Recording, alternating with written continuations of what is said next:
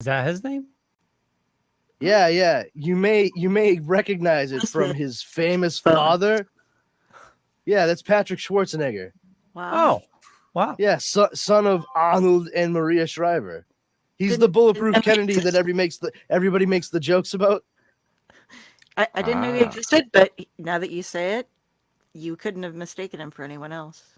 You know, especially like if you actually see him, like when he smiles, you can see like the same like I'm guessing he had braces as a kid because you can see that he probably was developing like the same gap tooth deal that his father had growing up.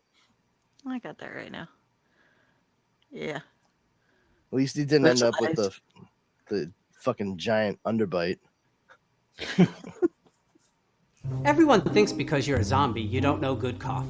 Well, they're wrong. There's only one brew that gets my seal of approval. Deadly Grounds coffee is my guilty pleasure. The aroma is so intoxicating. It brings all of my neighbors out of the woodwork. Deadly Grounds coffee. Coffee to die for and zombie approved. It's good to get a little deadly. Use the front door! Oh, they're so disgusting. The Dorkening and all affiliated shows are not intended for anyone under the age of 18. The following may contain discussions or scenes that have adult situations, graphic violence, nudity, strong sexual content, and graphic language. This show is intended for mature audiences only. Viewer discretion is advised.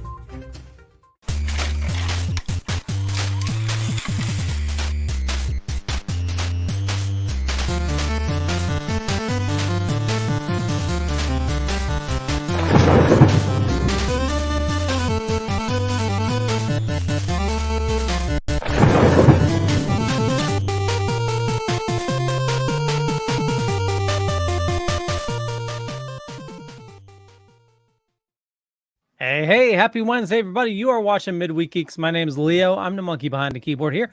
We have a fun show scheduled for you as always. And with us, Jar Jar. Hey, it's the midweek, and here are the geeks. Hey, how's it going, everybody? I'm happy to be here. And we're going to spin it over to Carrie. Hey, everybody. I did it right. Happy Wednesday. You did, even though nobody can see. But yes, you did it right. Hey, everybody. I'm here. The squirrel's here. We're good. Let's go on to Brandon. He's better. Brandon, you're here. I will be this live stream's reckoning. It's my Bane cup. That's the only reason it's next to me. It's gigantic, and it allows me to do this. You say the fucking squirrel? Because, like, straight up, the only thing that popped into my head was, this squirrel is on fire. But regardless of, oh yeah, guys, I drank a coffee an hour ago, so I'm ready to go. Out of a can. I have to say the coffee was this big, but still. Ooh, I can go for coffee. We record. It's 9 p.m. Eastern Standard Time. Why wouldn't you go for a coffee? We recorded One Bad Day Bane this week, and I have to tell you, it was hilarious recording with you with the cup. Yeah, I one bad day Bane, and I grabbed this every second I had the chance to use it. This is great. I have broken the bat, but breaking the bat has also broken me. Hey, Tom Dog, how's it going? Tom, thank you for the wonderful shout outs on your show the other day. That was fantastic. Always. Well, yes. I watched the other day, so I had to make sure to, say we love you, Tom. Aw. Tom is family. So I know it's been a minute since we did a show, had conventions galore and people getting sick, and we're here now. We're back. I always wear my mask.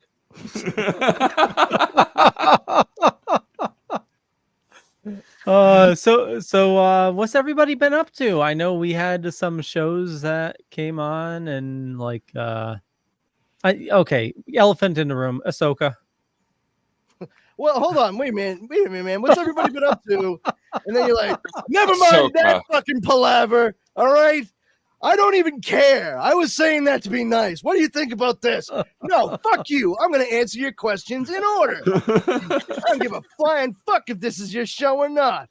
All right. How have I been doing? Fine, thank you. All right, now you can. No, honestly, when Leo, you, Justin, and I have been doing the Dork Night and Comics Paradox podcasts, and we've been doing really well over there. Good Pods is an app that's stepped in and is taking on a lot of what was made a vacuum by the removal of Stitcher from the ether, and so far for Comics Paradox, at least, I don't have the analytics for for the Dork Night, but Comics Paradox has consistently been in high ranking for weekly and monthly and entertainment news, which and comedy, which tickles me because it's not billed as a comedy show, but it is. I mean, we do have a lot of fun. But yeah, we've hit like number 10 in the monthly entertainment news and what have you. Why is there a thumbs up bubble? What the fuck was that, Leo? Okay, you guys saw that too, right? Like no. What the fuck was in that earlier? There's fireworks going on. Holy shit. There's like a fucking Katy Perry music video up in this bitch. Don't forget I'm epileptic, Leo. Oh, sorry. All right, enough of that. Happy New Year. So we've been having a lot of fun with actually, having people tune in and listen and kick out what we're doing. And I guess like sort of semi mini announcement, like Leo, Justin, and I are working on.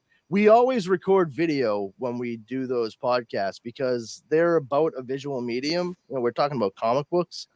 And we are working on getting every episode's video up and running very, very soon. Combination of website location and a new YouTube channel. So, nice. Keep your eyes peeled. Be there or be a cunt. Whoa. Not where I thought that square was going. That's the point, baby. So yeah, that to answer your question, that's how I've been doing, Leo. And also, I mentioned just before the show, I stopped nicotine vaping, so I'm using this fume, and I gotta say, it's effective, man. I use the crisp mint and hitting the throat. I'm like, oh, all right, this is sort of kind of like what I'm used to without, the fucking heart palpitations and flop sweat. So yeah, let's keep doing that. I'm about a week and a half away from the last time I used nicotine. So if my chubby Irish ass can do it, at least 3 more of you out there can do it. I can't speak for everyone. Yeah. I myself, I got a year older. In just a week, which is amazing. Just a week. God damn it. Saturday. I forget when it was. I've seen Jeremy age a fucking year inside of 3 months. Every single time he's like, it's fucking harvest, man. Oh my God. I'm like, oh, you guys remember when Jeremy was young and spry at the beginning of the season?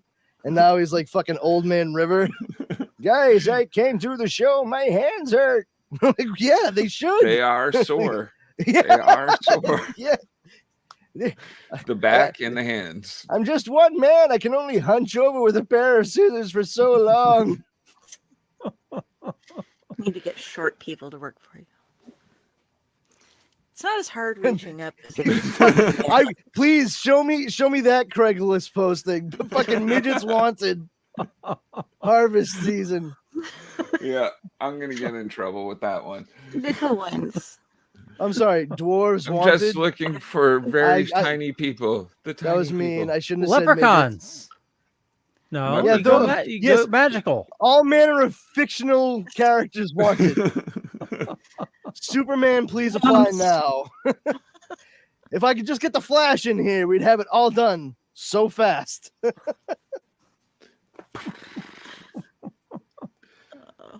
I love my scissors though. They're beautiful titanium steel. Oh, just fantastic. They glow.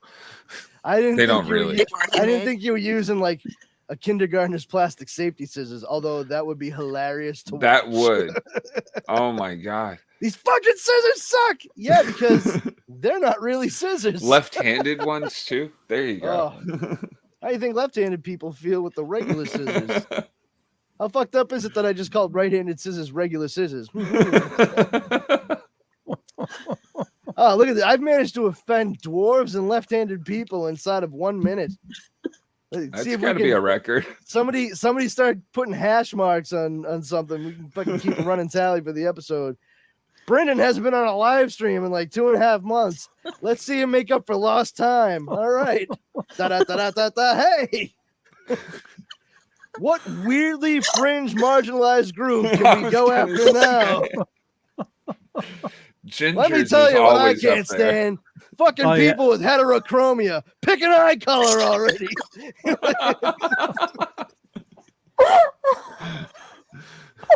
Fuck the colorblind. God, I love you. Somebody accused me of being colorblind the other day, and it made me so mad I was almost seeing green.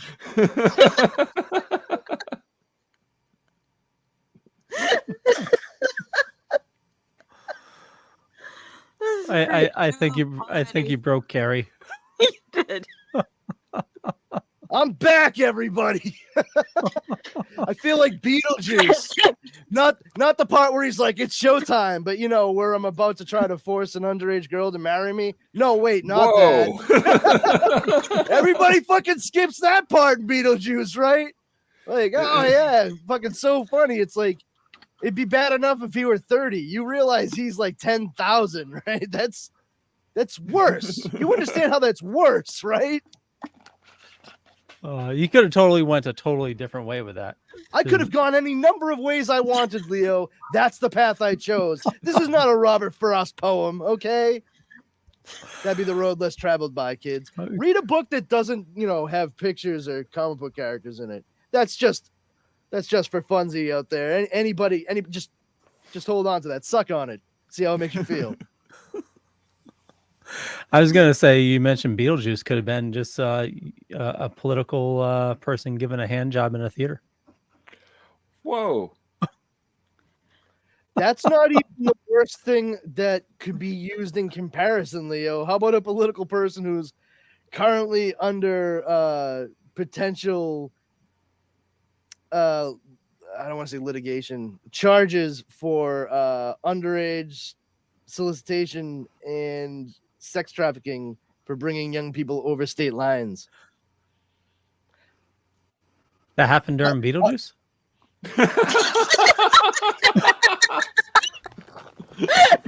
Nope, that was on CNN. No, that happened. That happened in America, my friend. Okay. No, I was making the connection because it happened during the Beetlejuice play. That was the connection. Yeah, and I was making the connection because Beetlejuice, the thing I said, is about underage girls being approached, and then I used a real world example of a politician having been accused and potentially charged with sex with underage girls. There's other television stations out there besides Disney Plus and I watch CBS News myself. And Paramount, just saying. Yeah, news is a good thing. I mean, veritable sources of news, that is to say. I'm not trying to yuck anybody's yum, but, Newsmax and shit like that can get fucked with a rusty chainsaw. We have something, speaking of child sex traffic, let's not continue that thread. It's not great. I saw a TikTok over the weekend where a kid was wearing a predator costume and called himself the child predator. No, I saw a guy dressed as the predator, and he was like, "Hey, I'm the Popa." Whoa! We just had somebody here in Lincoln though that he was like a 26-year-old. And he faked his papers and went back to high school as a 17-year-old posing with a different name. And so he's 26. He got into 2 different high schools, spent like 56 days total. And I've seen that movie. It starred John Cryer and was called Hiding Out. Well, but I was going to say 21 Jump Street. No, but he ended up dating a couple of these girls, and now he's got all these charges against him because they finally figured out. They just released the other day. So he's 26, posing as 17, and the person who showed up as his mother to sign all of the paperwork was 22. What? Wow. Well, clearly the person who's posing as his mother has been ridden hard and put away wet one too many times. It showed the papers, but it was just one of those things where we're like, how did you go into an office and you appear to be, and it's all terrible, and they're both getting charged with all sorts of stuff. But Carrie, initially his attempt to get through this. Let me tell you something. All right. I lost my hair when I was 16 and a half. And for the rest of my time when I was in high school, people, honest to God, thought I was at least 10 years older than I really was. Not that hard for a young person to appear older than they are. Yeah. So I totally, and especially for a woman, like, women have to learn how to seem more mature than men. I'm not saying they do mature. I'm just saying they seem more mature than guys. It's a lot easier to buy a 22-year-old as a, mother, fully grown individual with somebody who they're raising than, a youngish looking fellow, because that's just the way society sucks. Imagine Michael J. Fox walking up to you in 1984, like, hey, I'm actually 30. You're like, all right, kid, I'm still going to need to see your fucking ID before you buy this Miller Lite. I'm just saying. I thought he wanted a tab. He wanted a keg of beer. A keg of beer. Yeah. No, but a keg. The weirdest thing about it, in my opinion, was that the way he tried to justify his actions was by stating that he did it to point out flaws in the school system on how easy it was for him to get away with posing as somebody else. And great investigative journalism. I really like the part where you used your dick to get to the bottom of the story. So anyway, Ashoka, man, that show, I tell you. No segue to that one. We're just gonna fucking right into it. We're gonna fucking warp speed into it. So I assume we've all watched the whole series at this point. Oh yes, and boy, yeah, was that ever a series? I enjoyed it until the final episode, where I'm just like, that's the end. Like, that's it. Yeah, I was shocked that was the end. It's like, what, how, why are you ending there? The whole story was just to bring him back. Like, yeah, I don't understand. And my whole thing, I'm just like, Ezra's back, but everybody else is now lost. Like, I'm like, you're pretty much back 2 steps before that you started. Yes, but now we get to explain why Ahsoka never ever shows up in anything else. That's she's true. She's stuck on a planet and they can't get back because the Star Whales. The Star Whales can't swallow their ship temporarily to zip zap zoom them. That's too bad. But hey, Thrawn's here, kids. Which every single time I see fucking Lars Mikkelsen as Grand Admiral Thrawn, I'm just like, oh, it's really nice to see Robert Patrick getting work still. Because, dude, he looks like Robert Patrick. He really does. Flat out. Like the fucking the elfish ears and shit. The same goddamn hairstyle that Robert Patrick's had since fucking T2. I'm like, all right. Why didn't you just get Robert Patrick? What, did you just need someone that had like a vague accent? Whatever. Quality. I will say, after having I am not that I like well, you know what? I'm just gonna fucking cap it. I used to like Star Wars, all right? I used to really like Star Wars, and not like to the point where I was obsessing over minutia. I watched the movies. That was enough for me because it's a fucking film series. And quite frankly, I've never had any real interest in checking out like 128 fucking hours of several different animated series, especially when Ahsoka was coming out, in order for me to get what Ahsoka was about. That's fucking stupid. That is one of the dumbest goddamn things I've ever seen or heard of in my entire life. I watched like 2 15-minute long videos on YouTube to find out what I needed to know going into Ahsoka. That's the amount of time I was willing to spend. Less than an episode's length of Ahsoka to find out what I needed to know for Ahsoka. And quite frankly, what I saw on that Disney Plus show amounted to, in my eyes, several hours of Dave Filoni masturbating on film.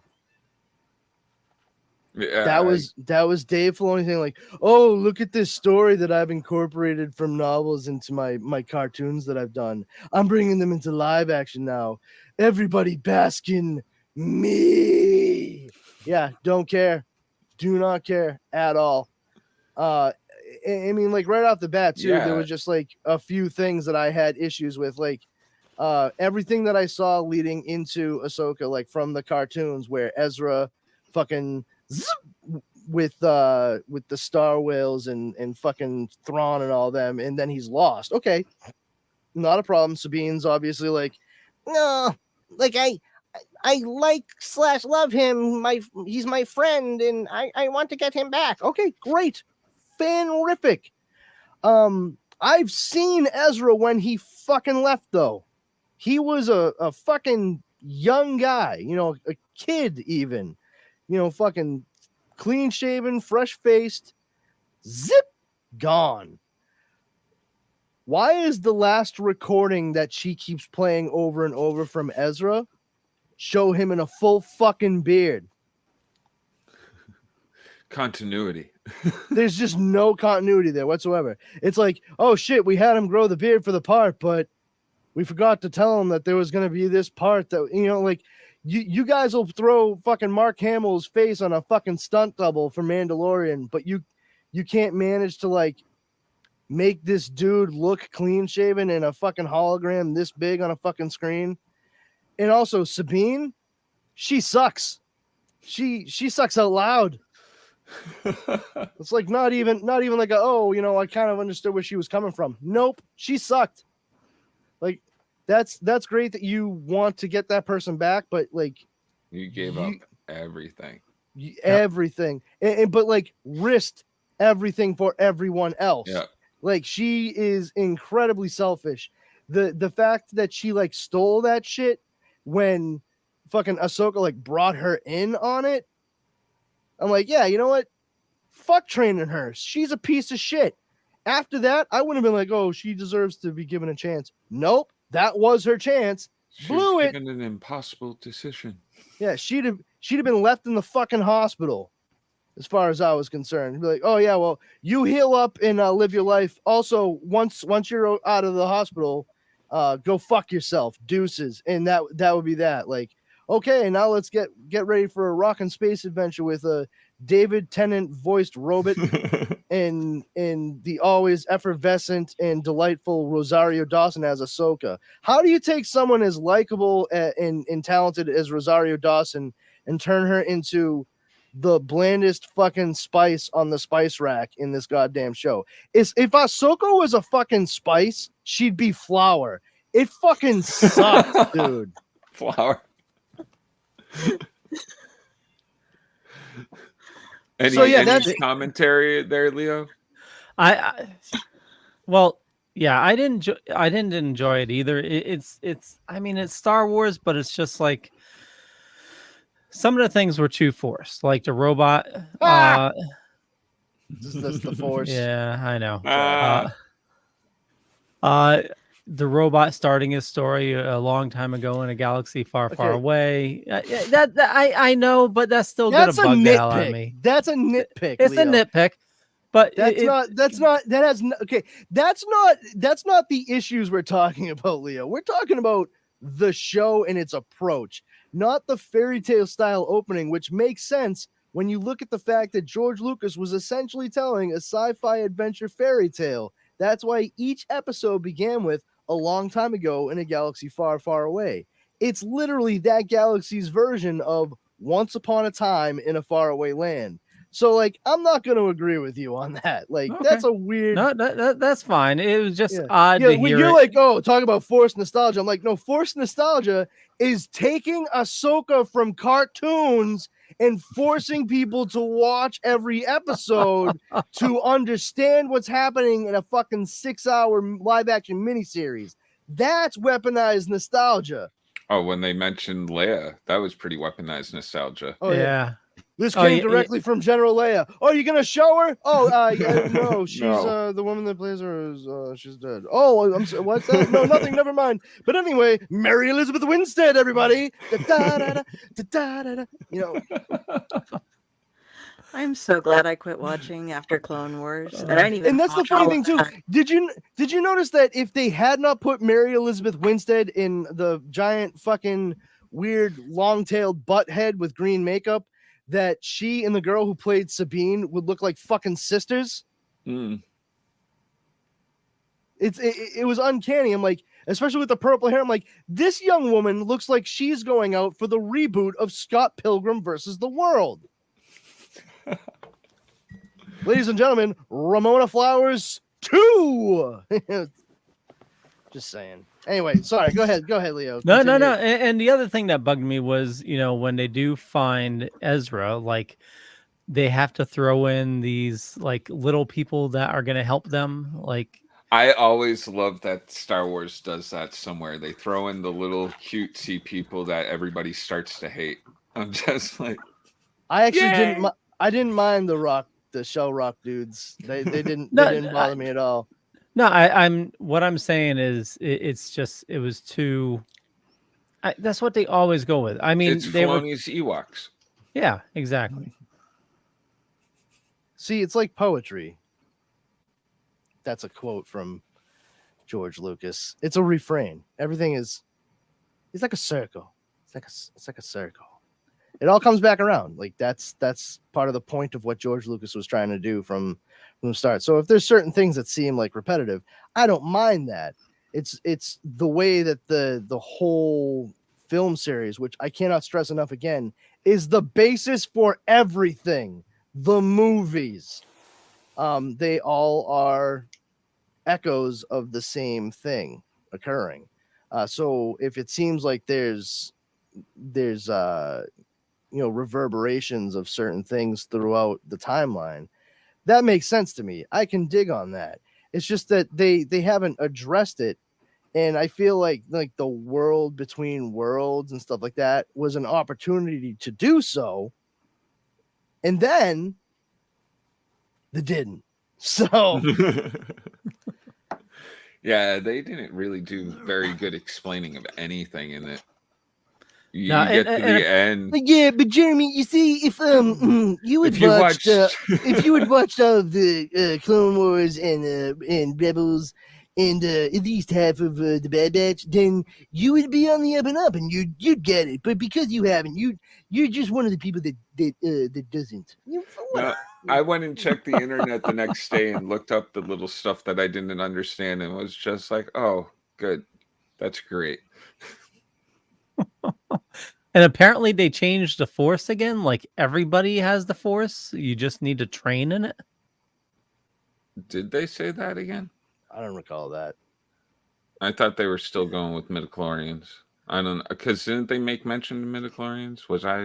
They definitely mentioned midichlorians. I don't recall the. That sounds more like a Rian Johnson thing from The Last Jedi. Mm. Where he was gearing up to do his spin-off Broom Boy. It was something next summer, get ready to be swept off your feet. I would have to watch it again, but I could have sworn it was something with Sabine doesn't really have the Force, but if she trains enough.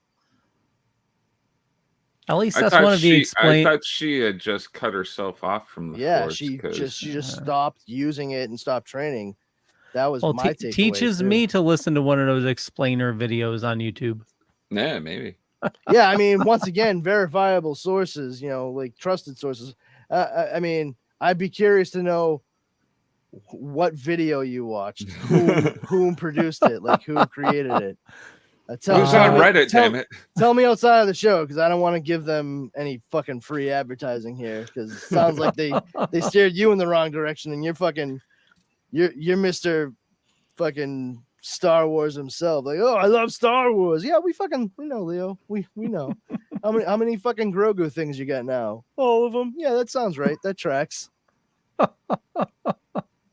Somebody just gave me another one too. Yeah, of course they did. I just watched a video the other day where some guy went out and bought like every Jar Jar Binks product he could find, like Jar Jar Binks pillows, Jar Jar Binks backpacks, Jar Jar Binks cups, anything he could find that had Jar Jar Binks on it. He went out. Even a Pez dispenser that like was electronic, it like shot it down. It was this an autobiography? Oh, I wish. Yeah, right. I ain't got that kind of cash. Sit there and be like, yeah, I'm gonna buy all these Jar Jar Binks toys. But if you want to get them for a birthday present, I like presents. Too bad I didn't know you when I got rid of some of my Star Wars stuff. I had the Taco Bell cup with Jar Jar. There you go. I didn't have to know you. Jeremy's like, I know. I'm the one that was jumping through your dumpster after you tossed it. Okay, so it seems like we didn't really care for Ahsoka. Anybody well, at least watching? I didn't. I can speak for me. I don't want to say what everybody here thinks. Just from Brandon's perspective, that show defied physics.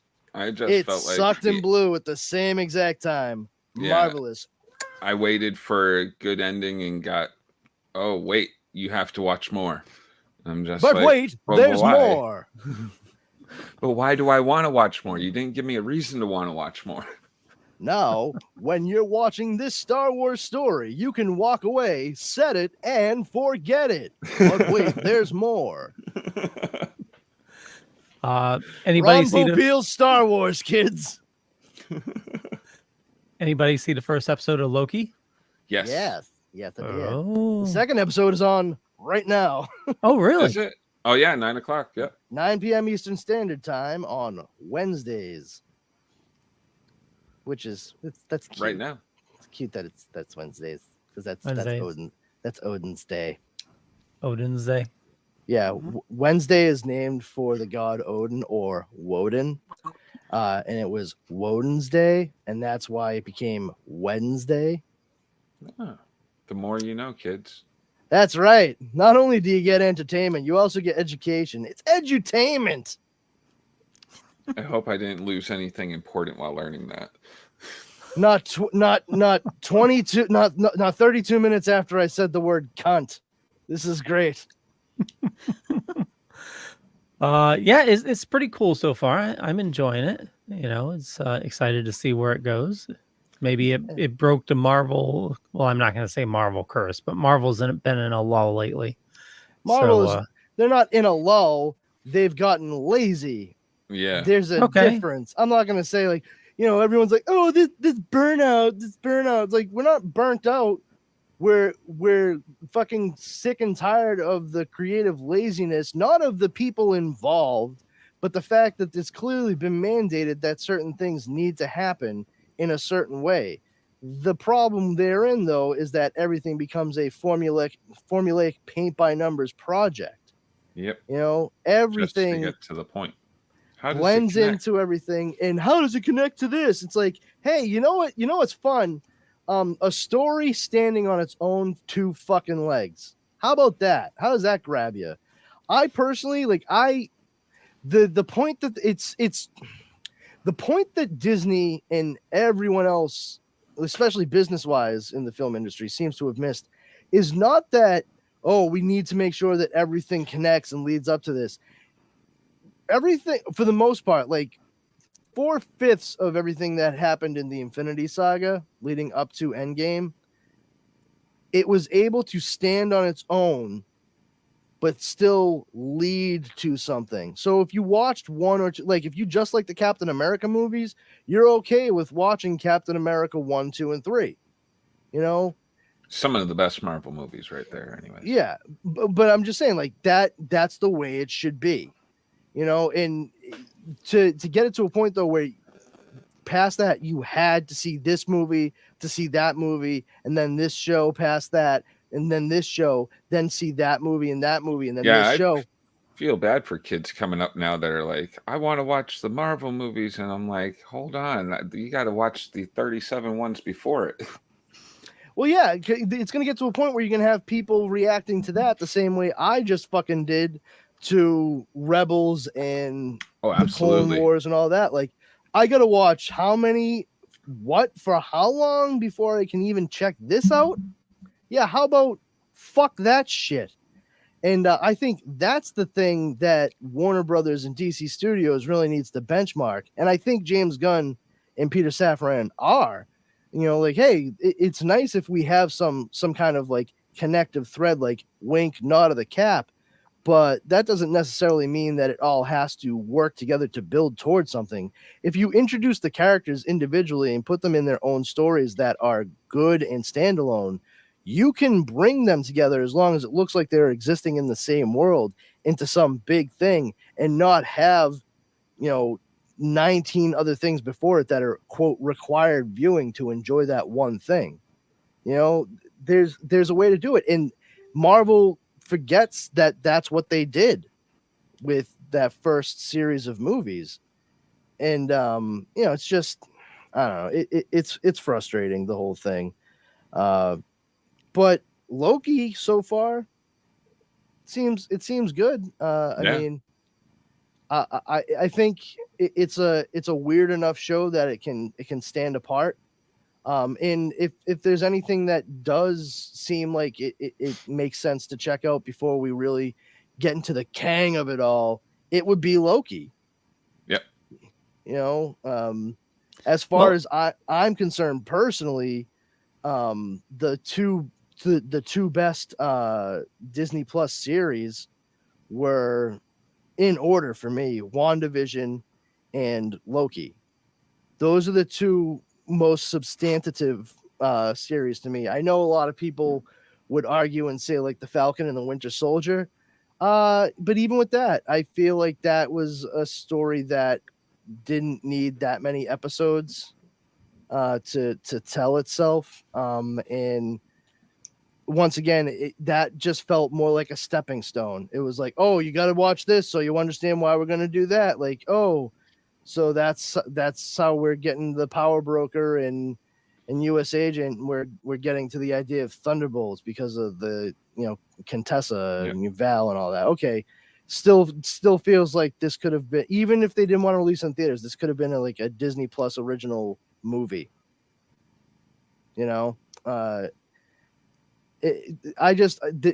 They inundated everybody with content, and I know part of what's to blame is the pandemic and what have you, but even with that being the case, they fucking put the cart before the horse on a lot of that, and that's what people are reacting to. I think if we get down to a back to basics approach and stop looking at it as superhero movies, because that's not a fucking genre. Like I hate that. Like, it's supposed to be superhero action. Yeah, exactly. It's not the superhero, the superhero genre. No. These are supposed to be action adventure or sci-fi fantasy or sci-fi action, sci-fi adventure, whatever, comedy, even, like sci-fi comedy that happen to have superheroes as their main characters. It should not be the fact that they are superheroes that drives what the movie is. That's insane. Story and character should come first, and then what the character looks like, how they appear, should be secondary, maybe even tertiary. I'm just saying, like, there's I've been saying that for a long time, and I've actually been very heartened by seeing that James Gunn at DC Studios has been saying the same exact thing, which I'm like, I don't know, kids. My finger seems to be on the pulse more than it's not. Just saying. I'm not saying anything. I'm just saying. And this has just been a clusterfuck, and I'm just hoping that they course correct sooner rather than later with the MCU. I do want to see the Marvels when it comes out. That looks pretty good. I did enjoy Miss Marvel. I'm not saying I thought it was like one of the like all-time best series I've ever seen, but it made more sense to me than Moon Knight, and as much as I liked it, She-Hulk. I had no problem with She-Hulk, but ultimately, like, what's the point of that show? Who was it for? Because it seemed to like please everyone and no one at the same exact time. I don't know. I just felt it was okay. Didn't set the world on fire. It had the opportunity. It was trying to be a bit Deadpool-esque with. I mean, and I know that She-Hulk predates Deadpool with doing the fourth wall break. But considering in mainstream media, Deadpool has sort of become like the touchstone for that kind of reference. I love Tatiana Maslany. I've been a big fan of her ever since she was on Orphan Black on BBC America. But she has good comedic timing. I don't think they made good use of it. I don't think there were enough like comic book nerds in that writer's room. I think the best part of the show was when she straight up like left the show and hopped down on Disney Plus and approached Kevin. That felt more in line with what She-Hulk always was back in the 80s, like when John Byrne was doing it in the comic books, than anything else they were doing. And part of it, some people are like, oh, well, that reintroduced Daredevil to the Disney MCU. And like, yeah, okay. Except just like today, they made the announcement like, oh, yeah, it looks like they fired every writer and director for Daredevil Born Again. And they're starting from scratch creatively on what they're going to do for the continuing series. Yep. Oh, geez. Oh, wow. Yeah. I was referring to it earlier in conversation with my wife as Daredevil Born Again. Again. There we go. Again? Forever? Forever? What's that? I just had Dan Chichester on Sunday, and he's doing Daredevil Black Armor. They pulled back because they're doing all these kind of remakes of the older nostalgia series coming out. So they've got him doing that. Maybe they can get him back on the saddle again with that. Yeah, I mean, I'm thankful that as a Daredevil nerd, I got to see the red and yellow costume in live action. I thought that was cool because I never thought I'd ever see that, and it certainly lines up with like kind of the Disney MCU type stuff. But that being said, I would really like to see the classic red double D Daredevil symbol suit at some point. I hope they don't just jump to like red and black armor Daredevil. It's a 4-issue miniseries, I think, is all that one is. Yeah, well, they're resetting. I think they just started a new series at #1 again over at Marvel anyway, which is like the fucking 17th goddamn Daredevil series they've had in the past 18 fucking years. So, whatever.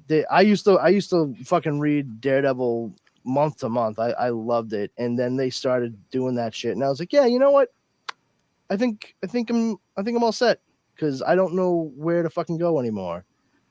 Like that was enough for me. I started, I was a fan of Frank Miller's stuff. I got all the trades and collections and stuff, Man Without Fear, Visionaries, and Born Again, all that. And then there was a resurgence in interest for a lot of people, not necessarily popularity from the start, but interest in the character when they brought him back for the Marvel Knights label, and Kevin Smith was brought on with artwork by Joe Quesada to do Daredevil, the Man Without Fear. And Kevin Smith knocked it out of the park with that story. And he was able to take elements that had been planted by Frank Miller and utilize them. And I thought it was a rather interesting turn of events. If you haven't read it, I don't want to ruin it for you, but there's a Spider-Man villain who is working behind the scenes on it, and they get some vital information from Kingpin. And a lot of people, I remember initially were like, that's so fucking weird that he'd use a Spider-Man villain for this, blah, blah, blah, blah. I'm like, which Spider-Man villain are you talking about? Because I don't know if you realize this, but so is Kingpin. Yeah. People tend to forget that Kingpin showed up in Spider-Man as a villain for him first, and then they shifted him over to Daredevil, and he became Daredevil's arch nemesis. But Kingpin was a fucking Spider-Man mainstay for a while.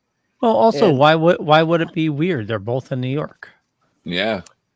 Yeah, have you fucking met fanboys? I feel like you have.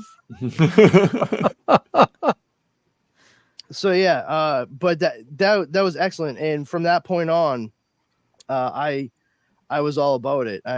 Shortly thereafter, the 20th Century Fox was making the Daredevil movie, which, I was like, oh my god, Daredevil movie, this could be great. And then they announced the casting, and I was like, what the? No, you guys didn't fucking listen to me at all. Because my whole thing was when I was reading Kevin Smith's Daredevil, I was like, and not because it was Kevin Smith, but just because of the way that the character was written and how Joe Quesada drew him and what have you. I was like, man, who would be a phenomenal Matt Murdock in this? Matt Damon. I think he'd be fucking awesome as Daredevil. And then they cast Ben Affleck a couple of years later. And I was like, oh, guys, just like so close. Did you look to the left? Like, you look, but then like to the left? He's usually right there. Yeah, he's like they're side by side almost all the fucking time. Well, he already played Loki, so we really can't have him as Daredevil. Really? He already played Loki back before Loki was ever a live action character in anything, Leo? Wasn't he Loki in that Kevin Smith movie? No, you're thinking Dogma. Are you thinking Dogma? Am I thinking Dogma? that was an angel. Yeah. Yeah. Right? Oh. Not the. Have you? Hold on, wait! Everyone, shut up. Leo, have you seen the movie Dogma? It's been a long time. So hold on. Literally, the whole movie is about, and I can't stress this I was enough. confusing him. No! Shut up! Shut up! Catholic dogma, in adherence to faith-based laws, right? That's the crux of the entire thing. Two angels, Loki and Bartleby, who were banished to Earth by God for fucking about. So his name was Loki. Yeah, an angel named Loki. It had nothing to do with him being the god of mischief. My God, dude. Well, I watched a movie with a guy named Henry in it, so clearly he's Indiana Jones. Yep, that tracks. Hey, they named a dog Indiana. Oh. Called a dog Indiana. You know what's funny? I didn't realize until recently. I just found this out that when George Lucas agreed to let Mel Brooks make a parody of Star Wars with the movie Spaceballs, his one stipulation was that Lone Star, who was clearly a Han Solo pastiche, they couldn't let Lone Star be costumed like Han Solo because he just didn't want to blur the line between the parody and the real thing so much. And that's when I realized I never paid that much fucking attention to Lone Star's costume in the movie. Mel Brooks said, okay, we won't dress him like Han Solo. So they dressed him like Indiana Jones. Really? Take a look at Lone Star's costume in the fucking movie. Minus the hat, it's fucking Indiana Jones. The hat and the fucking messenger bag. Like I felt so goddamn stupid. I was like, how did I miss this? It's like I've never even seen a movie before. But yeah. Gotcha. So anyway, I digress. I'm just saying, like, there's lots of opportunity here for Marvel to course correct. They just need to slow it down and let things have room to breathe. Give the audience room to breathe and say, like, hey, listen, if you like this, we think you should go check it out. But if you don't, that's fine. We're still working towards a big deal movie that you can see without all the elements of this. You'll pick it up from the fact that we're using good storytelling and crafting. Let's do that again.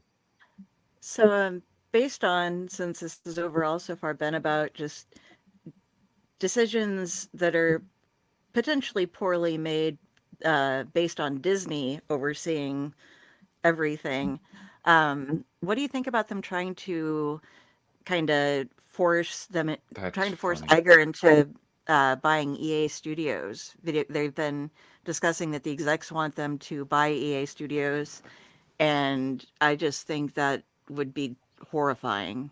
Because so hold on, I apologize. Who's buying EA Studios? Is this Disney?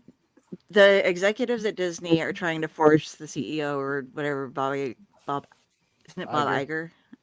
Yeah, to buy EA. And I think it's because since they didn't publish their own games, and now they have most of their games except for the ones that are on Sony are being run by EA. They want to buy the whole studio, which to me makes no sense because they make video games and EA is huge. So Star Wars, Star Wars in general, not Disney. They had Lucas Arts, which was their game company. I would think that they probably want to do that because EA's fucked up the Star Wars IP so much, And did EA also do the Avengers game? Yeah, but let me see what maybe I have here in Forbes. There, Square, they did the Marvel Avengers and Guardians of the Galaxy with Square Enix. But the thing about EA though is that, I mean, if they want to buy something for their own games or just try to buy them out or buy one section of it that covers that kind of stuff, that would make sense. But EA runs like The Sims and all of these other things that are, what Marvel and Disney Sports in is so small of a niche of their huge business. I just don't understand it's going to tank something huge if they buy it, is what I think. And it's going to be a whole lot of different gaming platforms that are going to be lost rather than just what Disney wants to do. Yeah, well, I mean, I don't think that really concerns Disney that much. I said literally the same thing about the entire film industry when they were looking to acquire 20th Century Fox. And all these fucking nerds out here were like, yes, we finally have X-Men and the Fantastic Four back with Marvel Studios. And I'm like, yeah. And also an entire movie studios library has now gone to Disney, thus reducing the number of major studios in the entire industry, which means we're going to see a lot more stuff that's pretty boring and interchangeable and bland. But yeah, let's be happy that Wolverine will finally be in a fucking movie with Captain America. That's juice worth the squeeze. And not for nothing, the stuff that we're seeing all together in movie theaters has been happening since what? Disney purchased 20th Century Fox. If you have just like a couple of big studios cranking out all this stuff and nothing that's smaller and character driven in between, when the focus becomes everything being a blockbuster, pretty soon there's no more block left to bust. And that's why studios are taking the exact wrong fucking lesson from the success of Barbie, which is a fucking phenomenal movie.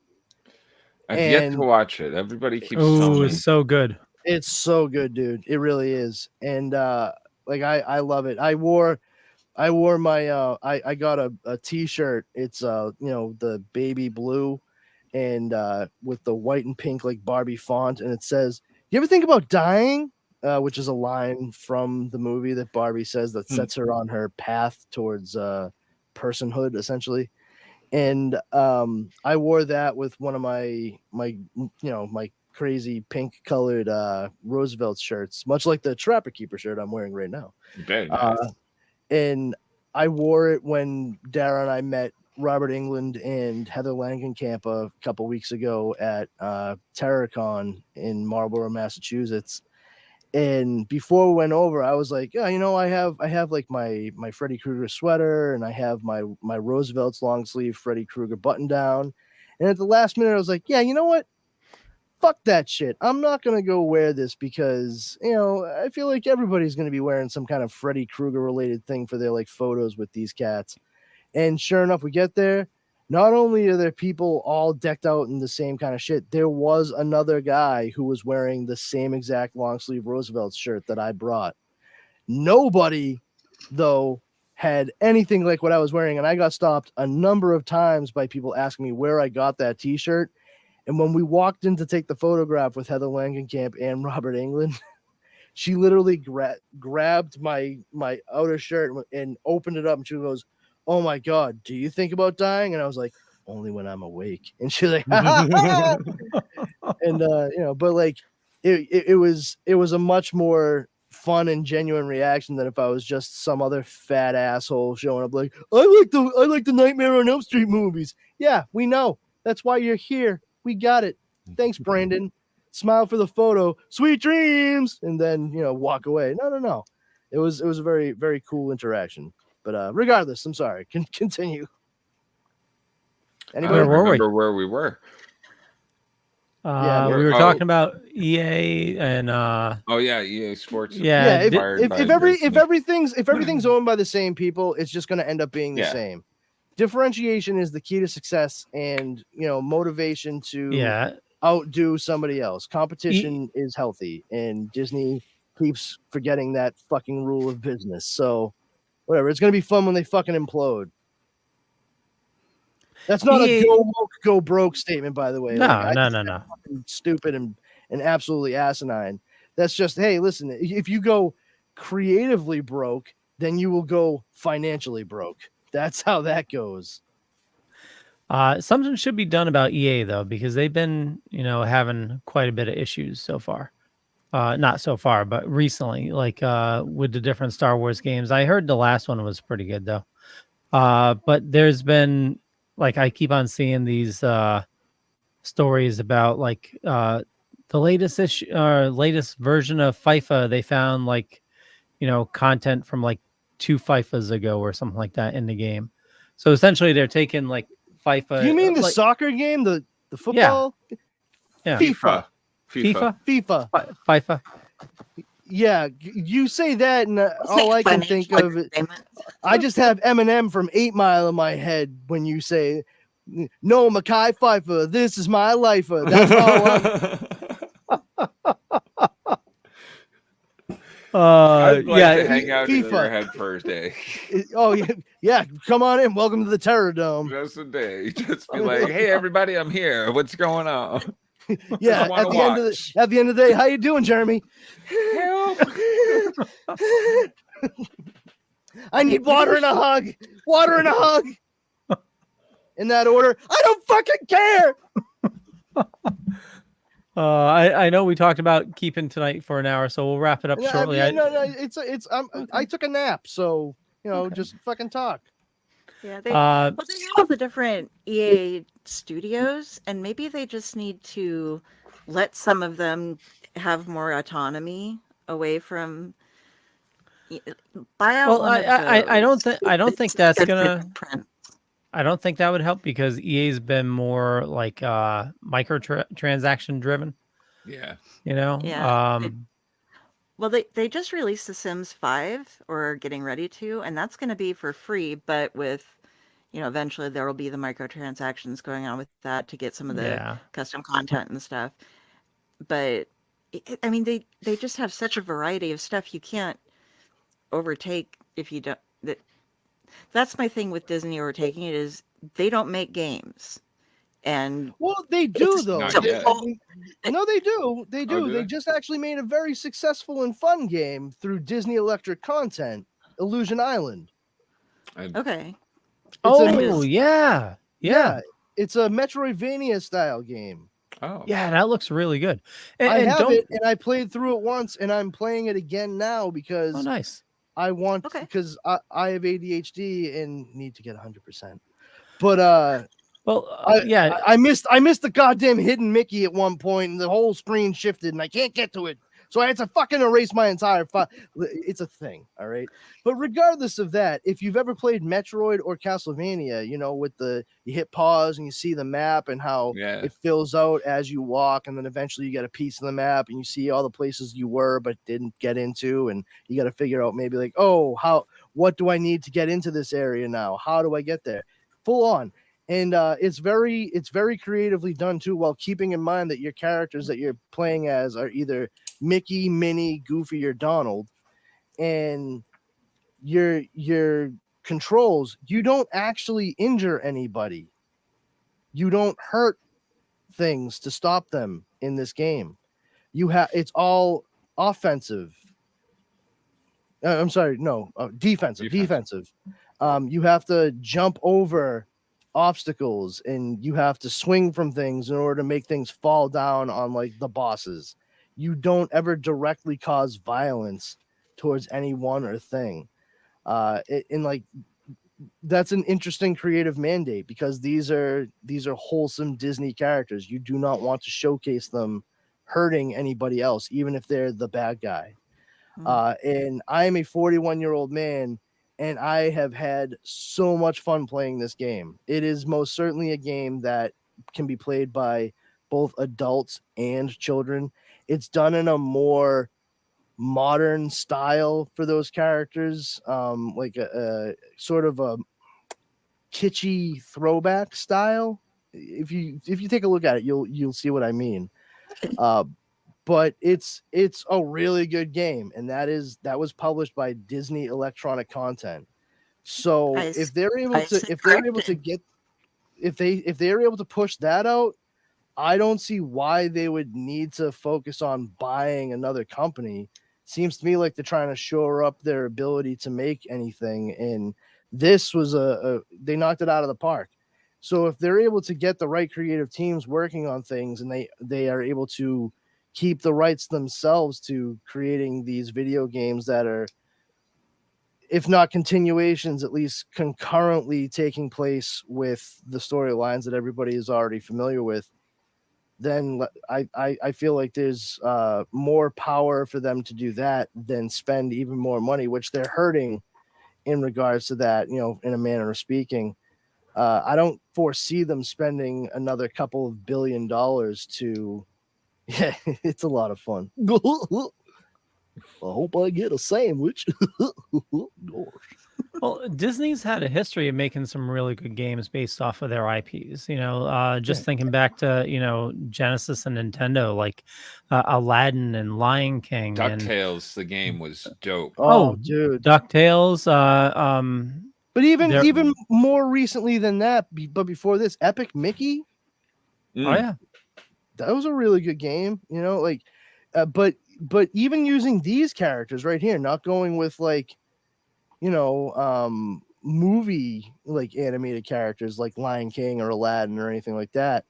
You know, you've had numerous Mickey Mouse games, Castle of Illusion, and that was a good one. Yeah. That's why this game is called Illusion Island. It's all, you know, alluding to those same style of games. But I had an absolute blast playing this. You just gotta like solve the puzzles. That's one of the bosses right there. You gotta solve the puzzles, and see, that's how you gotta hit like little things to make them. You gotta earn abilities as you go through. Like was Goofy wearing a shark suit? Yeah, probably. You see, the thing is, you can only play as one character at a time. Like you can have 4 people play all together, but if you're just one player, you choose which character you're going to play as at the beginning of each session, from like even where you saved. So once you've saved it, you shut it off, you go back the next day. If I played as Mickey yesterday, I want to play as Goofy today, you choose Goofy as your character, and just continue on from your load, you know, your last save point. But it's a lot of fun. It really is. And you know, I got a big kick out of some of the jokes in it.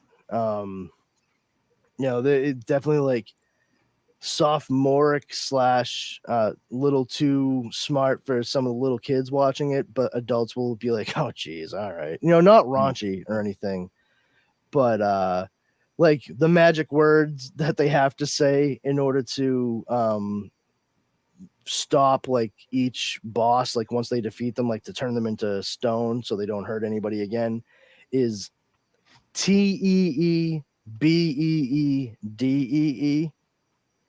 TBD. TBD. To be announced. To be Oh, determined. determined. Yeah. Like, they have to go TBD, TBD, TBD. And like, did you just keep the space filler on the script? I can dig it. Like you made it cutesy. Like one point, like there's a whole mail system that gets stopped that you need to like restart. And the guy who like runs the railway system forward, he's like, this thing is so backed up, even prune juice couldn't get it going again. And they're like, what? And he's like, no, I mean, it's fine. You're doing a great job. And I'm like, there is not a fucking 7-year-old alive that would understand that joke. And it's so quickly and subtly done. I think I missed it the first time I played the game. And I was like, are you fucking serious? It's cute. Like, I really, really liked it. And if it's any indication, then, you know, Disney's got a good working relationship with some of the right people so far. I'd be interested to see their approach to their own other properties that aren't directly Disney, like kid related, like Mickey, Minnie, Goofy, all that, you know, Chip and Dale, whatever. Like, show if they want to start doing Star Wars and Marvel stuff, let's give them a chance. I think that there's a greater likelihood of them doing it in-house with stuff that they're already trying to establish than after having spent billions of dollars on Fox, billions of dollars on Lucasfilm, and billions of dollars on Marvel Studios. Oh yeah, Disney Speedsters came out not too long. I don't know. Let me look it up. Who made Disney Speedsters? Show me Disney Speedsters on the board. Disney. Oh yeah, they also made another one, Dreamlight Valley or something like that. Is it Speedsters or Speedstorm?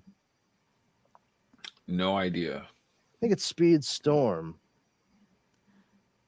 Yeah, I'm with you though. I think if they are making successful ones, now that you told me about that, it still would make more sense for them to just make their own little studio instead of taking over a bunch of other properties that they don't have an interest in, or that definitely aren't Disney related.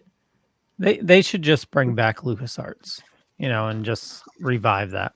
Like, what happened to that, by the way? Because I remember my ex played Old Republic and stuff, and that was all.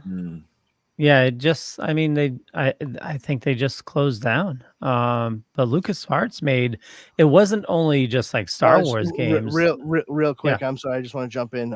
Disney Speedsters, as well as their other new game, Disney Dreamlight Valley, were both published by Gameloft. So just putting that out there. Gameloft is the publisher on that, not Disney Electronic Gaming. But you know, anyway. As you were saying, Leo, I apologize. Yeah, so LucasArts, LucasArts closed at 2013.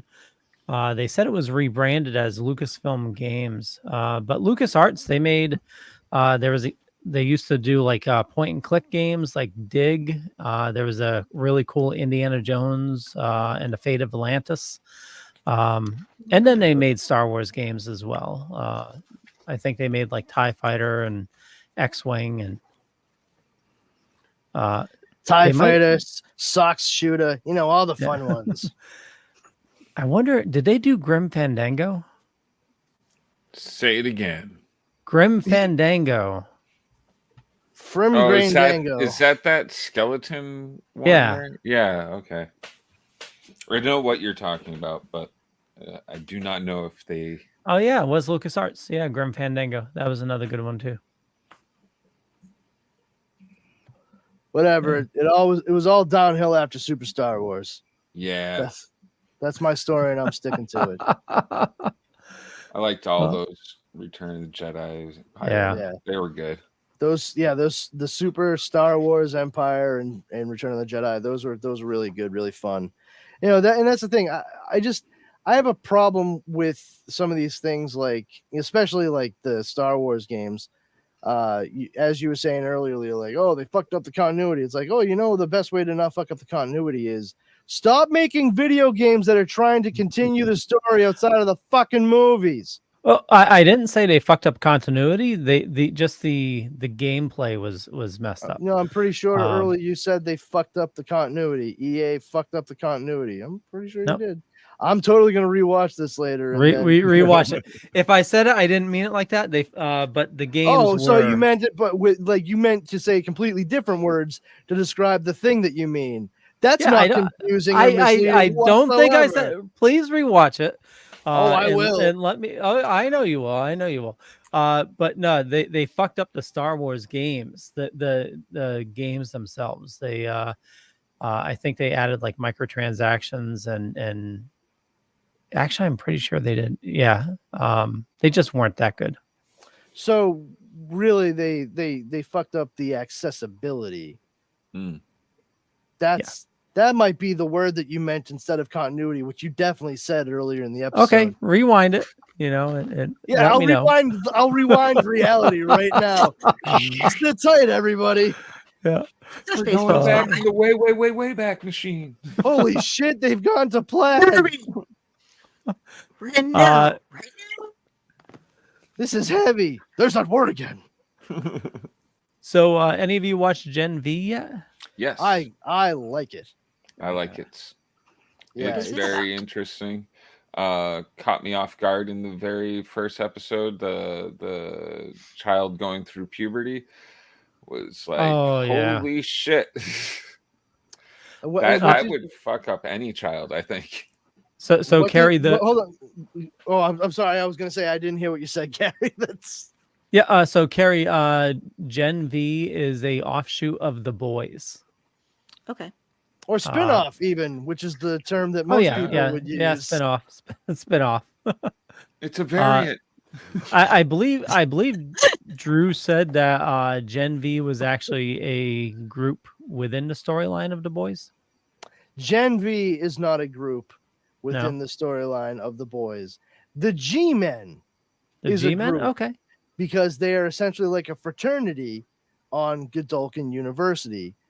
Wee Huey, aka Huey, as we know him as played by Jack Quaid in the television series on Amazon Prime. In the comic book by Garth Ennis, he is a small Scottish man who bears a striking resemblance to Simon Pegg, which is why Simon Pegg was cast as Huey's dad in the live action show. But he is supposed to be Scottish, and his name is Wee Huey. That's a fairly common thing. Huey, through and through. My dad's name was Hugh, and Hugh is a very common name in Ireland and Scotland.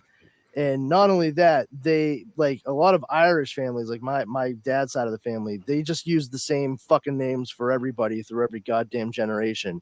I can't tell you the number of Marys, Johns, Graces, Roberts, and Hughes there are. And like that's all the names.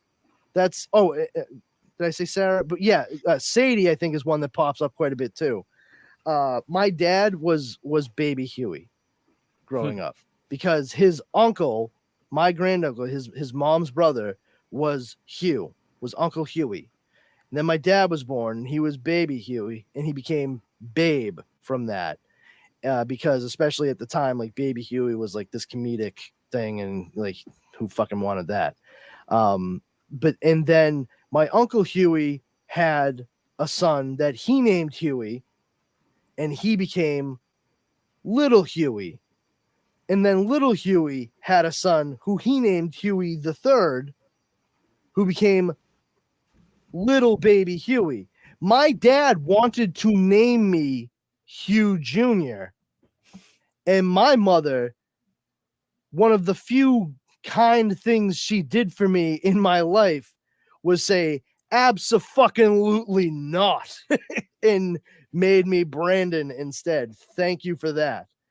But in the comic, Huey, he's a smaller guy. He looks a little bit younger, so he's able to like fit in more with this like younger crowd. They have him go undercover with this G-Men, like it's sort of like the New Mutants in their world. You know, they're sort of like waiting to get called up to the big leagues, and they're in training, but they're all a bunch of fuckheads and fuckwits as it is. Gobshites, as they might say in Ireland, just a bunch of shit talking fuckheads. And it gets to the point where Huey spends so much time around them that he's like, I don't know, they're all not so bad, Butcher. You may not have to kill every last one of them. And Butcher's like, no, I'm gonna kill every last one of them. That's would you miss the mission statement on this? Like, fuck them all. That's like literally the guidebook is just that, just those 3 words, fuck them all, you know? And, you know, there's just like, there's something to it, and especially like with the comic world as it's approached in the storyline, the graphic novel that contains, the volume graphic novel that contains the story involving them. The cover of it looks just like one of the covers of Animal House, with like the drawing, like the sort of like cracked Mad Magazine-esque drawing of the fraternity house and everybody like hanging out the windows and in the yard just drinking, wearing togas and shit. But you know, there's some of that comic book reference stuff that the allegories that are lost with this satirical route they've taken with the show, which is fine because the show handles satire very well. And it's really commenting on what we see popularized through like movies and television, which makes sense because that's the medium the story's being told in. But the one thing I'm really just kind of sad about that they had the chance to comment on, which they've done a little bit with Soldier Boy and the Homelander, but they might touch upon it now with the way have we all seen The Boys here? Yes. Have we all? I Carrie, have you didn't. seen The Boys? I started watching it. It wasn't my thing. Okay. I mean, I get it. It is ultra violent, and that does follow the comic book through and through as well. I might enjoy it more if I'm not watching it with my mother. Oh yeah, that would would definitely throw a wet blanket on the party for sure. There's some Yeah, I wouldn't want to be sitting with my mom while I'm Yes, especially Gen V. The latest episode 4. Tell me this is the biggest stick you've ever seen. Oh god. Relatively, absolutely. Well, I mean, that's not the same scene, buddy. Not even. No. Yeah. But the thing is, this isn't giving anything away, but in the comic book, the Boys as an organization, they are like a deep black ops organization working totally off the books for the government through an intermediary named Mallory. And Mallory is in the comic books is a guy, in the show played by a woman. Not a problem. There's no need for it to be a dude, straight up. Like didn't bother me. It shouldn't bother anybody. I'm sure it probably bothered somebody. Fucking guys somewhere that have 15 different internet handles apiece. And fucking live in a basement, subsisting primarily on Mountain Dew and fucking ho-hos. But the thing is, nobody likes ho-hos. These fuckers do. That's what makes them evil. Now, I like ho-hos. Ring-dings, though, can get fucked. Ring-dings are, but it's devil dogs. Devil dogs now. Why don't you just put fucking cream filling in between styrofoam, you fuckheads? But regardless of that, I think the one thing that I don't know that this is anybody else's takeaway, but if you've read the comic, what happens in the comic that they don't do in the show is if you join the Boys, this small organization, you are given a dose of a very particular formula of compound V, the chemical that gives these variegated superpowers. But for the Boys, what they get is like increased strength and durability, like high endurance, but they can still be hurt and killed. And it would take a lot to like really put them out of commission, but they can be shot and fucking killed, stuff like that. Whereas like Compound V, as it exists through the Vought American Corporation, it is like wildly strong and has a different effect on different people. Sometimes beneficial, oftentimes horrible.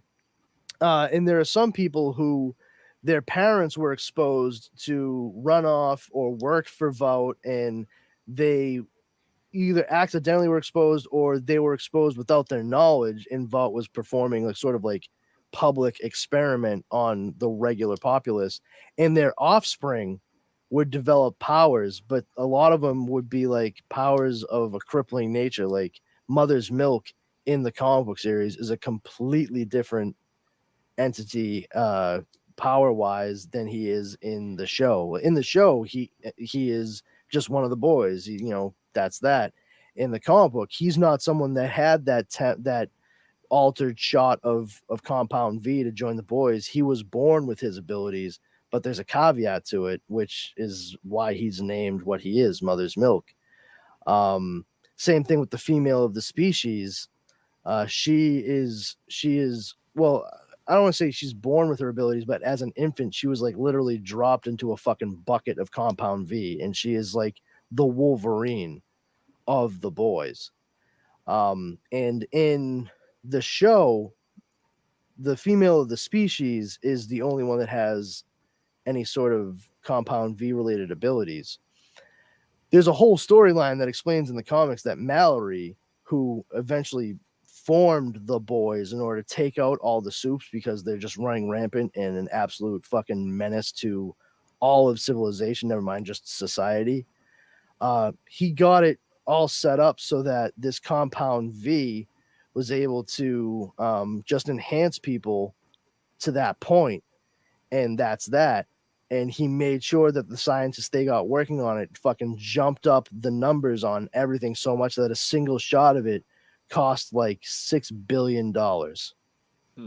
So that way the American government would never try to mass produce it.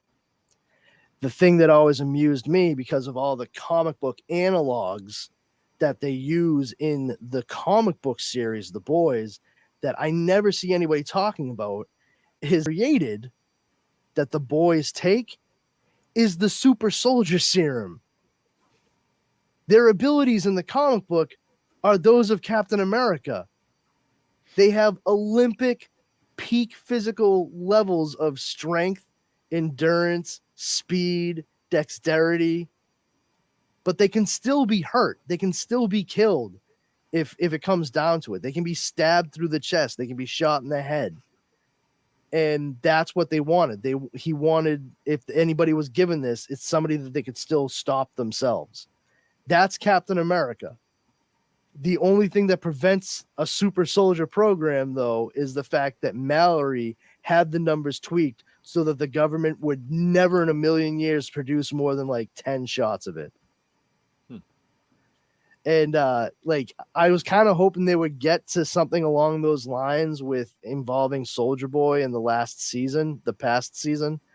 And so far, like nothing. But with the shit that's going on with Butcher in the series and Huey to an extent by the end of this past season's finale, I would like to think that maybe they're gearing it towards that. Like it might be like sort of the methadone version of what they're going through, so their brains don't fry out, and it leaves them with like the ability to withstand, like sort of like, oh, we have to give them this because it's going to just stop their cells in their place now, and they're just going to maintain a certain level from that point forward. But the only way we could give it to someone was if they took that V to begin with. Like that's my hope, and I could be wrong, but I'm usually right. So but yeah, Carrie, I do recommend checking out The Boys on your own, not with moms, because yeah, that's a bit much. That's weird.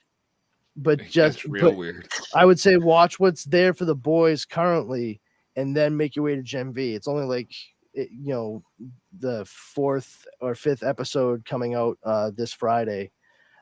Fifth is coming out. They dropped 3 episodes at once on the day it premiered. But so far it's really good. It had Patrick Schwarzenegger shows up in like the first episode, but then it really becomes a few other characters shows. One in particular. Did you watch The Chilling Adventures of Sabrina? Oh yeah. So yeah, I watched all of that. the really cute girl with glasses who was like losing her sight, the friend. Yeah. She's like the main character of Gen V. And the kid who played Sabrina's cousin. She's Marie? Yeah, Jazz Sinclair. Oh wow. Okay. I knew she would look familiar. I just couldn't place it. You could have just asked me. I could have told you straight away. Or IMDb is a thing. Yeah. But and also the kid that played Sabrina's cousin. Yeah, he's a hottie. The British one. I didn't realize he wasn't British. It turns out he is from California. Yeah, he threw me for a loop.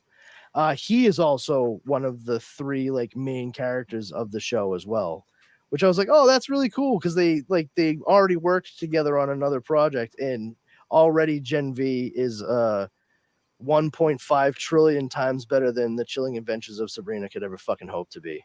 And I say that as someone who had high hopes for The Chilling Adventures of Sabrina.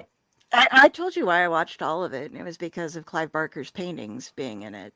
And I'm a completionist. I had to, once I stared watching I try to be a completionist, but if something sucks out loud, then I'm like, yeah, this seems complete enough for me, and I'll just stop. I love Archie comics. I'm not gonna lie. Like I have always liked Archie comics, and I enjoyed the Sabrina stuff that came out years ago. Like the thing that tickled me the most was seeing like the decorated cookies with like the gingerbread style like Halloween house that the fucking witch headmistress had in her apartment, because they made Zelda and Hilda look exactly like the comic book counterparts in the cookies, like the green and red. I was like, that's clever. And then I got sad because I'm like, oh, I'm one of 7 people across the country that got that reference, I think. But the thing that really pissed me off was like between that and Riverdale. I'm a fan of Archie. I'm a fan of Sabrina. I grew up reading those. I also love Twin Peaks, and I love horror. And when Riverdale started off, it seemed like it was like, oh, this is like Archie by way of David Lynch. And then they were like, yeah, it is. Oh wait, we just remembered we're on CW, so no. And I'm like, oh yeah, you know what, that's on me, I forgot that too, fuck you. And I stopped watching halfway through the season. I'm like, okay, there's so many like teenage style hormones flying around that I feel like I can smell Clearasil, and I think I have 3 pimples on my fucking cheek now too. I'm good. Like the hormones were flying left and right, and it was coming through the television airwaves. I'm like, yeah, you know what? You go after the horny teenagers. I'm gonna jog on and find something for me. And then I read the Chilling Adventures of Sabrina Archie horror series, and it was phenomenally done. It ended like on a cliffhanger, seemingly looking towards like, oh, there's going to be a continuation, like sort of a series 2 from this point on. It was so dark. The artwork is so like fantastically phantasmagorical, and the person who wrote it was Roberto. I can never remember his full last name, but the guy who did the show, who ran the show Riverdale and ran the show Chilling Adventures of Sabrina. He got the deal to do Chilling Adventures of Sabrina on Netflix, and then just stopped writing the fucking comic book and just left it where it was. The same exact thing happened with Afterlife with Archie. He got Riverdale and he stopped working on that. And the worst part about it is both of those comic series are far superior to either one of those shows. Like Roberto, if you read yes. Oh, hold on. Roberto, what is it? Aguirre Sacasa. Yeah. That's him. And he did such a great job writing those. There's Afterlife with Archie is great because it's basically zombie apocalypse in the world of Archie that is caused by Jughead and Sabrina. I'm glad you're telling this because I just grabbed that because it's on my bookmark list of things to Oh my god! go into reading. So wait till approved. Okay. There's Afterlife with Archie. There's one episode towards the end. Issue towards the end that involves another group that you were familiar with from cartoons and comic books. They're a band. Meow. Mm-hmm.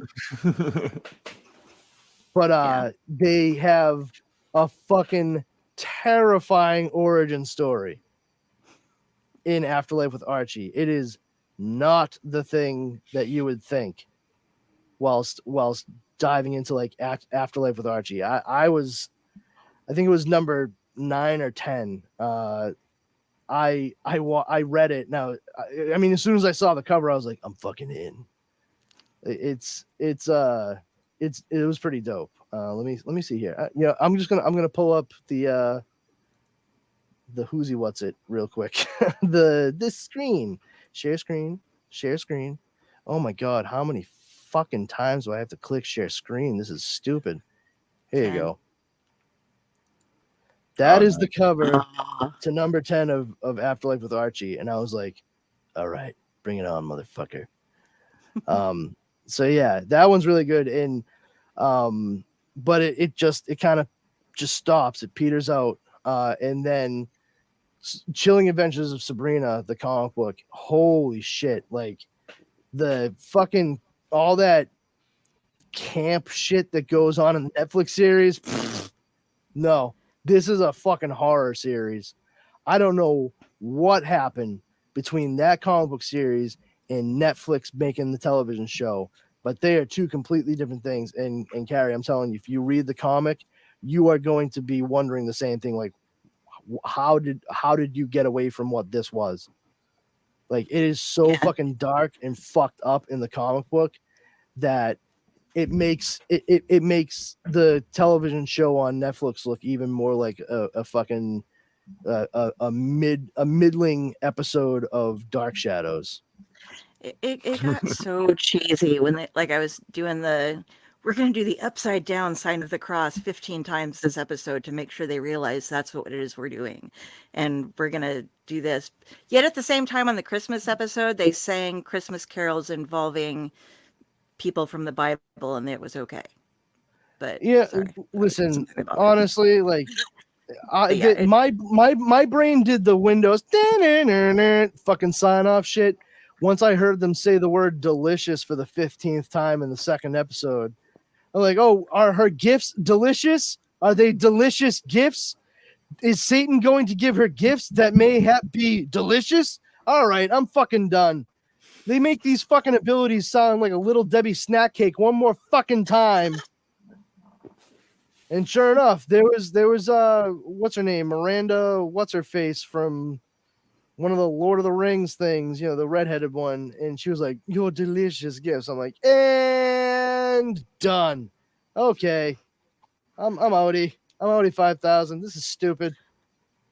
But yeah, so if you especially because it's spooky season, if you enjoy either the Chilling Adventures of Sabrina on Netflix, or some of the Archie stuff that they were kind of hinting at with Riverdale towards the end, because they were kind of making people think that Afterlife with Archie was going to be a thing, and there was a hope for a while that the show was going to like evolve into that. I highly recommend hunting down both of the comic books. They were not around long enough to merit more than like one volume each, so you don't have to go far to get everything collected in for each one in one book a piece. So yeah, check them out. Check them out. Holy flirkin' shit. Especially, I'm telling you, you get to issue 10 of Afterlife with Archie. Oh, I'm so mad that I don't get more of that. I'm looking for something new to read, so I'm going to definitely try out Afterlife. Maybe I mean, they have other ones too, like Vampironica. Really? Oh yeah. Jughead the Hunger. Well, the Hunger actually I recommended for our Halloween read this year. Yeah, but yeah, Vampironica is Veronica, and she gets turned into a vampire, and yeah, it's all like fun, but it's definitely like a bloody fun time in the world of Archie. You know, like, oh well, I finally see somebody rip the throat out of Mr. Witherby. Only time will tell. That fucking officious prick. But yeah, good times. Awesome. Yeah, I will check it out because I suffered through the show, so I should get a reward for that. Yeah, you should. Absolutely. But for bloody good times, those are really good. Same, and then you can go ahead and check out The Boys and jump right into Gen V. I think the company you keep whilst watching certain things like that definitely dictates how you feel and perceive feel about and perceive those projects. I think maybe just on your lonesome or with more appropriate viewing company, you'll watch The Boys and really enjoy it. And the thing is, like, they're like about 45-minute long episodes, but there's not a whole lot of them per season. And I honestly think that you are going to, I think once given the chance and maybe with a fresher perspective on The Boys, you'll watch it and appreciate it for the satire it is. Okay. Anthony Starr, who plays essentially the villain of the series, Homelander, he is magnificently evil. Like they in every single time it seems like they're steering it towards sympathy for him as a villain.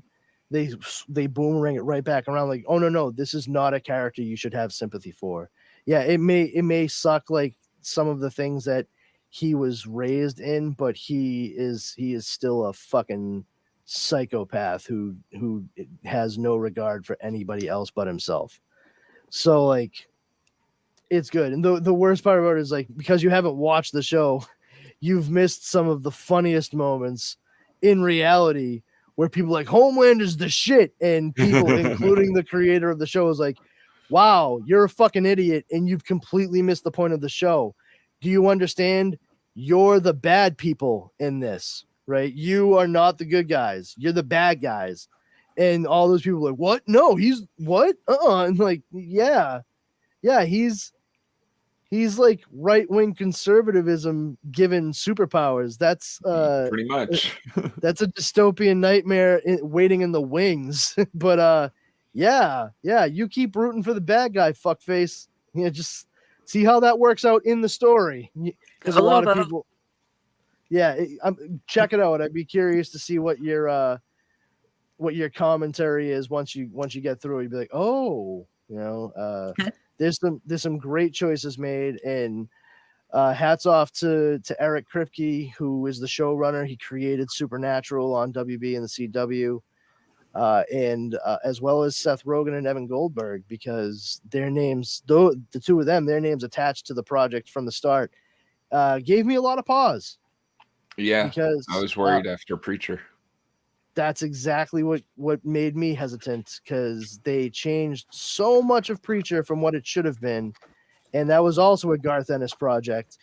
And then when I started watching The Boys from the start, like, there was stuff happening that was way different than the comic book. And I was like, I felt like Indiana Jones. I'm like, not Indiana Jones, Han Solo. I got a bad feeling about this kid. And also, that's no Moon. But Eric Kripke made some really smart moves, and he was like, yeah, no, I understand the essence of what it was Garth Ennis was doing.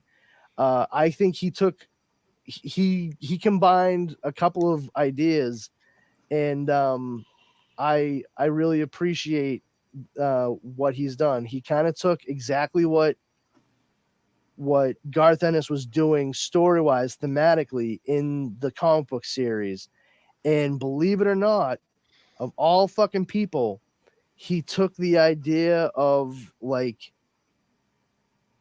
Zack Snyder's approach to Ozymandias from Watchmen. And I don't think that that's like the greatest cinematic feat of all time, Zack Snyder's Watchmen there. I'm just citing that particular aspect. I think a lot of people miss out on the fact that Ozymandias was supposed to be sort of a ridiculous pumping up of what a superhero was perceived to be, even in that world. You ever pay attention to Ozymandias' costume in the movie Watchmen by Zack Snyder? No. It's molded like rubber. Yep. Just like Batman's suit. Do you know what his costume, his action suit, Ozymandias has? No. Nipples. Oh, great. Now I got to go back and look. The second I saw it in the movie theater, my fucking ADHD hyperfocus superpowers kicked in, and I was like, oh my God, this is a reference to Joel Schumacher. This is incredible. And it's supposed to show like you're trying to show a heightened reality, but sometimes that comes off as fucking ridiculous. That's the idea behind the visual representation in this medium of the boys, combined with the themes of Garth Ennis's approach in his initial story. I've thought about this a little bit, just to say, but I can't stress, as somebody who started off ready to hate the television series on Amazon Prime because I really enjoyed the approach in the comic book, I think that the television series, as showrun by Eric Kripke, is being brilliantly executed. The satire is palpable. He understands how to do it. The pastiches and analogs are right there. There should be no question.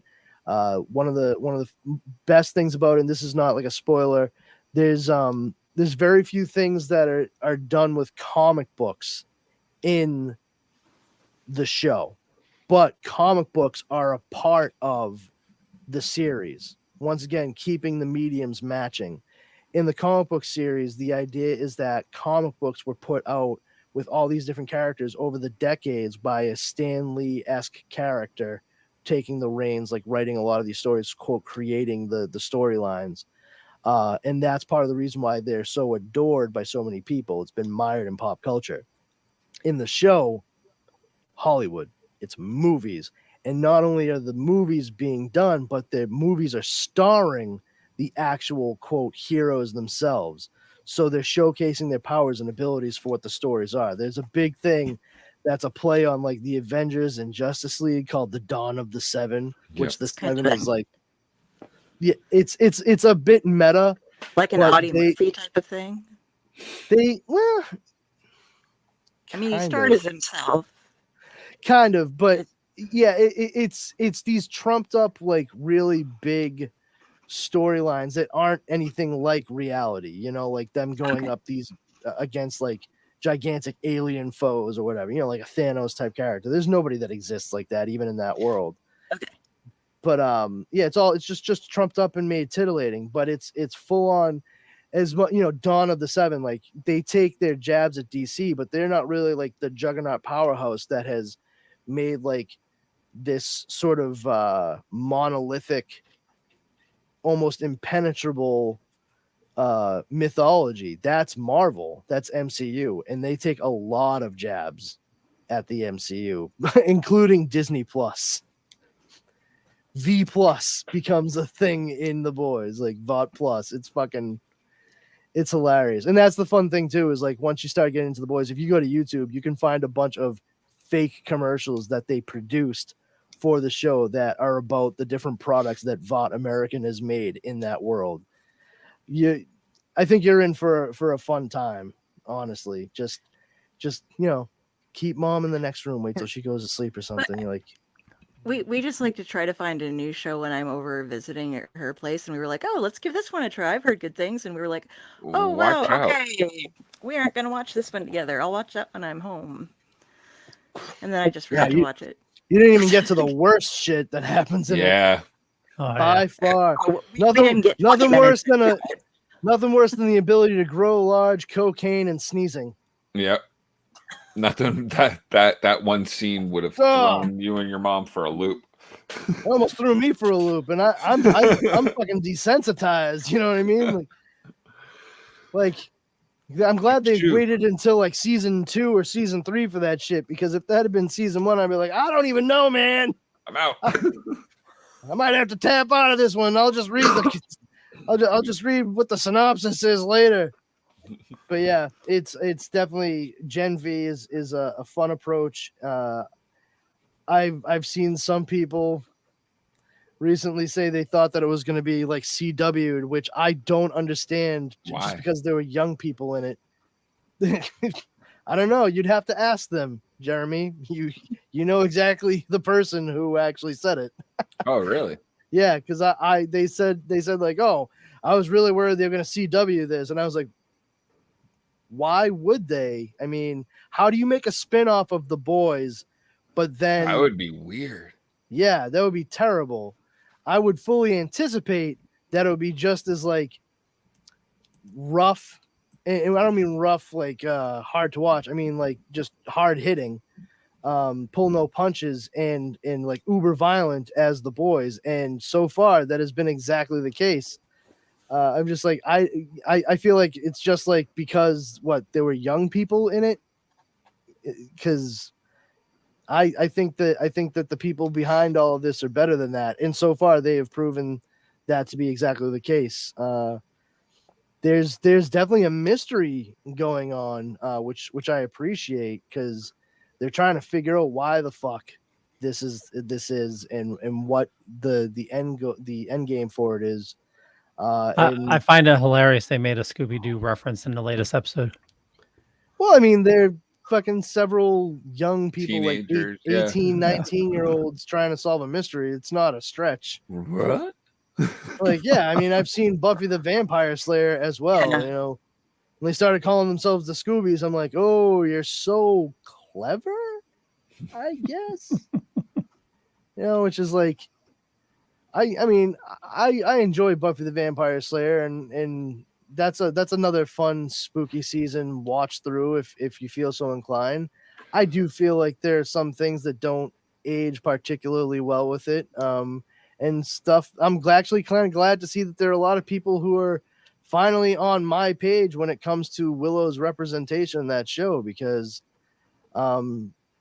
it was I understand, like, and I understood this at the time. It was great for LGBTQ, like, gay representation through and through, to have Willow become a lesbian. But in the long run, and this was my big thing, like, I always felt like initially they weren't gearing it towards her being a lesbian. I think they were trying to gear it towards her just being someone who loved whomever they were based on who they were as a person, not what they were. And they sort of pigeonholed themselves. And there were a lot of people who argued with me over that, especially like, because I know I'm a straight white guy, so my opinion doesn't really hold a lot of water, and that's understandable, but just from a storytelling standpoint, a character standpoint is what I mean, not just representation.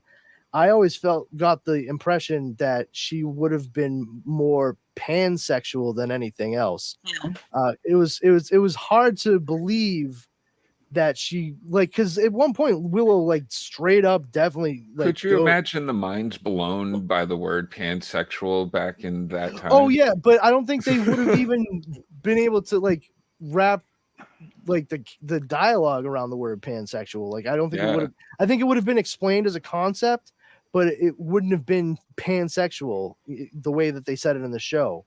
It could have just very simply have been her describing, like, how she felt, like, exactly what I said. Like, it's not really like what is going on all here. It's what's here, what's going on here and here. Like, that would be a very Willow way to explain it, to be perfectly honest. Like, very chipper and wordy. What's that? I said it's been quite a while since I watched it, but she was initially with Seth Green as a werewolf, and that's right? That's what I was going to say. Like you're saying, that was a real relationship too. She loved, oh my god, I can't. What the fuck was his name now? I just had Ozzy. She loved Ozzy, and they were really, like, into each other, and that was and not in a gross way. It was visceral, you know, and she loved Xander. Like she had the biggest crush on him for a while. It wasn't just like oh, I think we'd be best friends, like the way that Rosie O'Donnell like had a crush on Tom Cruise. Like she always thought he was cute, but like not sexual or anything. Like no, Willow genuinely loved Ozzy and Ozzy loved her. They were in a real relationship, and Ozzy, as someone who loved her, did exactly what someone who loves another person would do when they say something like what she did, like when she broke up with him. And, it was like, okay, I just want you to be happy, and if you feel like that can't be with me, that sucks for me, but it's a little bit better altogether knowing that you'll be okay. Like I think you being okay will make me okay, and we'll move on from this, and thank you for being in my life, and I hope I made yours better. But absolutely, Leo.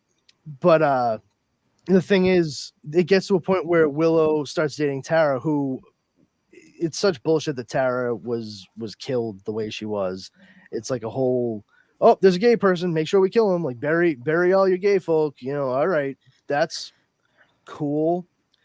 But it actually gets to a point where Willow's like, oh, I couldn't even date a man. It's like, no thanks. Like it gets to a point where Willow actually like says something right along those lines, and I was like, that's not at all who you are as a person. Like just experience and what we've seen on the show.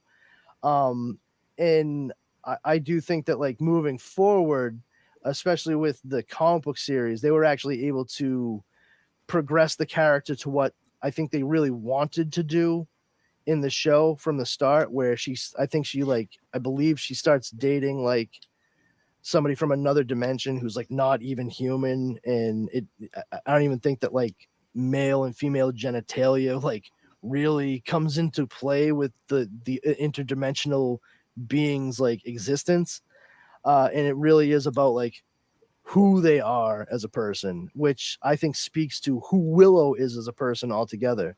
But they also did it really dirty on how, you know, they had a chance for a wider spectrum of representation for her, even if they didn't want to make her like pansexual, bisexual, because like there's a stamping out of that for a lot of folks out there, and there's a lot of kids who were trying to figure out that shit when they were watching the show, which I wasn't even aware of, you know, at the time. Like that never occurred to me as a straight white guy. But, you know, upon rewatches and introducing my wife to the show over the past several years as adults, you know, checking it out, I'm like, whoa, there was like a real missed opportunity here. And that's because nobody was having those wider conversations. And it was a very binary thing. It was like this or that, straight or gay, male or female. That's, you know, that's that. We're understanding there's a wider spectrum and fluidity for a lot of those things.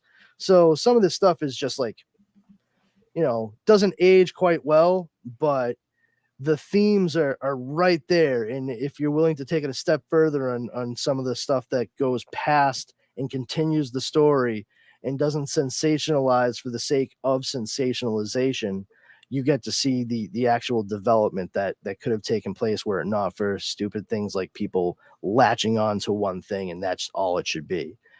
So, you know, and that's something that lines right up with what we're saying about Sabrina, The Boys, and now this, and all fun October spooky season type shit. Lots of violence and creepy crap that can you know, make you sit up late at night going, why did I even fucking bother watching that? I'm not gonna sleep now.